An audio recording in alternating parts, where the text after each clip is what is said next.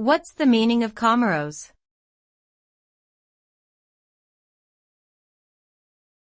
Comoros.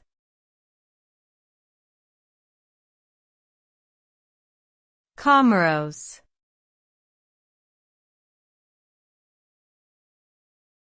Comoros.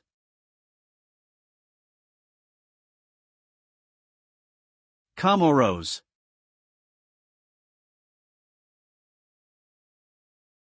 Comoros is a country located in the Indian Ocean, off the eastern coast of Africa. The name Comoros is believed to have originated from the Arabic word for moon, due to the crescent shape of the islands. Comoros consists of 4 main islands and is known for its natural beauty, rich culture, and diverse marine life.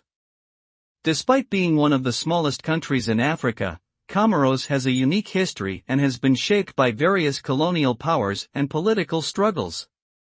Today, the country faces challenges related to poverty, economic development, and environmental sustainability.